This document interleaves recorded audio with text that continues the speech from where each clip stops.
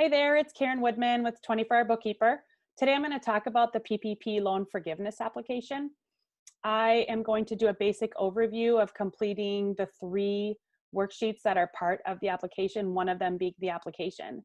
Keep in mind that there are changes coming in the pipeline, such as instead of an 8-week PPP period, that is proposed to change from 16 to 24 weeks. And then the 75-25 payroll versus non-payroll costs are set to potentially or proposed to switch to a 60-40 split. So for the sake of this video, I'm going to do it as it sits today, and keep in mind that that application could change. I'm guessing that the majority of the information is going to remain the same. It's just, again, the extension of the time will be different in addition to the split, but you'll still have those costs. So to get ready for this, the first thing you should do is download the application. You can just Google it, just type in PPP Loan Forgiveness application. It's an 11-page PDF that has the 3 sections. Okay, so the application has 3 pieces that you should know about. There is the application itself, and I know you can see my screen, so I've got them kind of all over. There's the Schedule A and then the Schedule A worksheet. So my recommendation is the first thing you should do is you should work off the Schedule A worksheet and then do the Schedule A form and then therefore complete the application. There's a few things that you're going to have to gather prior to, even being able to plug in the information. The main thing related to payroll would be all of your employees that worked during your PPP period, the last 4 digits of their social, their gross wages, their average hours during that period. You will also need to have the employee's average pay during, there are 3 stated periods you can choose from to identify what their average pay. They're going to ask that because they want to know if during the PPP period, if the salary was reduced from what it was prior to the PPP timeframe. Any mortgage interest or loans basically related to mortgage or personal property, vehicles, equipment, anything like that, those need to be in effect prior to February 15th on this application. Also lease payments and rent payments and utility. So utility is not just water, gas, and sewer. It also includes transportation, which I interpret to be mileage, in addition to telephone and internet bills. So let's start with the Schedule A worksheet. So the first thing it wants to do, and this is just giving you, if you have more employees than what would fit on this, and this is for your calculation purposes, just open up a spreadsheet and create the same thing and then add all of your employees on there, which will probably help calculate those totals. So basically, Table 1 and Table 2 just allow you to enter your employee information, who they are, what they got paid, if they're full-time or not full-time equivalent, and basically if they have any reduction in hours.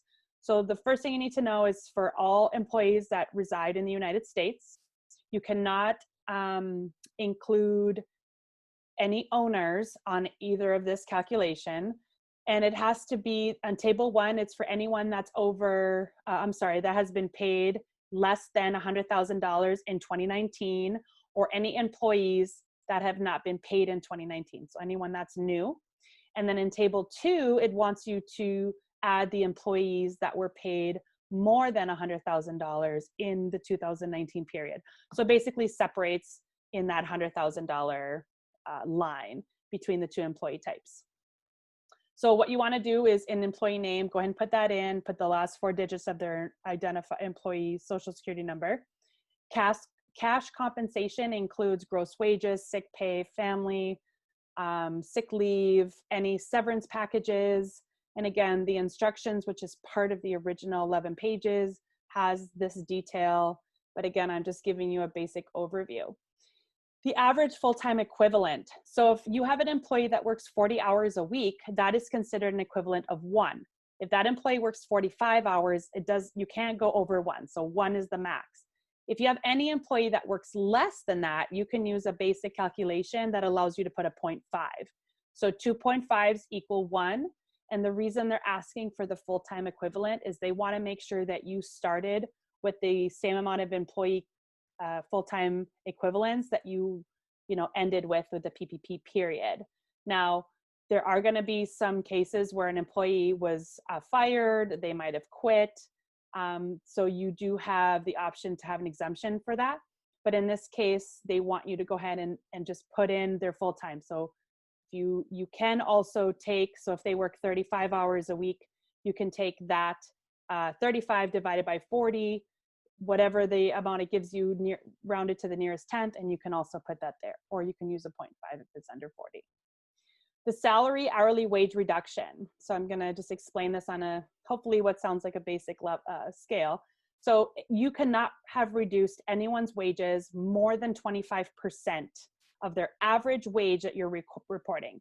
So if the average wage was $1,000 and now they receive $700, like per week, that's actually more than 25%, because 25% would have allowed them to make $750. So because there is a $50 difference from the 25% to what they actually got paid, that's what you would put in this box right here, times the 8 weeks. So it would be $400. So again, if you're within 25% of a reduction in wage, you do not have to put it here. This is anything over 25%. So you're going to fill all this out. You're going to put your totals in here. And then we're going to use that in the Schedule A form.